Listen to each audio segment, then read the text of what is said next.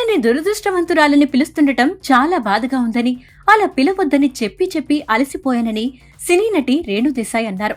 పవన్ కళ్యాణ్ నుంచి విడాకులు తీసుకున్న దగ్గర్నుంచి ఆమె సోషల్ మీడియాలో ఏ పోస్టు పెట్టినా కొందరు నెటిజన్లు విమర్శిస్తూ కామెంట్లు పెట్టడం మొదలుపెట్టారు. ఓ దశలో ఈ వ్యవహారం తారాస్థాయికి చేరడంతో ఆమె కామెంట్ సెక్షన్ కూడా హైడ్ చేశారు. అయినా పలువురు వ్యక్తులు రేణు దేశాయ్ హ్యాష్ తో పోస్టులు పెడుతున్నారు.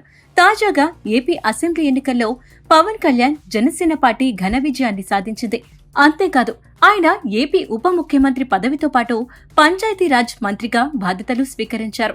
ఈ క్రమంలో కొందరు రేణు దేశాయ్పై మళ్లీ కామెంట్లు చేయడం మొదలుపెట్టారు. మీరు దురదృష్టవంతురాలు మేడం అంటూ వ్యంగ్యంగా ఓ నెటిజన్ కామెంట్ చేశాడు. దీనికి రేణు దేశాయ్ స్పందిస్తూ, నేను ఎలా దురదృష్టవంతురాలనో చెప్పగలరా? మీ సమాధానం కోసం వేచి చూస్తున్నానని రిప్లై ఇచ్చారు. తాజాగా ఆ స్క్రీన్ షాట్లను పంచుకుంటూ, దురదృష్టవంతురాలు అనే మాట నన్ను ఎంతగానో బాధిస్తుందన్నారు. నా భర్త నన్ను వదిలేసి వేరే పెళ్లి చేసుకుంటే కొంతమంది వ్యక్తులు సంవత్సరాలుగా అలా కామెంట్ చేస్తుండటం బాధగా ఉందని ఆవేదన వ్యక్తం చేశారు. తన అదృష్టాన్ని కేవలం ఒక వ్యక్తితో ఎందుకు మీరు ముడిపెడుతున్నారని ప్రశ్నించింది. నా జీవితంలో ఇప్పటి వరకు నాకు దక్కిన ప్రతి విషయానికి నేను ఎంతో కృతజ్ఞత కలిగి ఉన్నానన్నారు.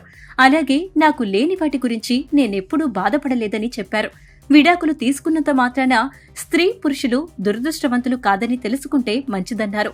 విడాకులు తీసుకున్న వ్యక్తిని ఓ మనిషిగా చూడండి, వారి ప్రతిభ శ్రమ ఆధారంగా గుర్తింపునివ్వండి అని హితవు పలికారు. పాత వాటిని తవ్వుకుంటూ చేసే ఆలోచనల్ని పక్కన పెట్టి మైండ్ సెట్ మార్చుకోండి అంటూ సమాధానమిచ్చారు. ప్రస్తుతం ఇందుకు సంబంధించిన స్క్రీన్ షాట్లు సామాజిక మాధ్యమాల్లో వైరల్ అవుతున్నాయి. పవన్ కళ్యాణ్ కు దూరంగా ఉంటున్న ఆమెపై ఇకనైనా విమర్శలు చేయటం ఆపాలంటూ పలువురు నెటిజన్లు స్పందిస్తున్నారు.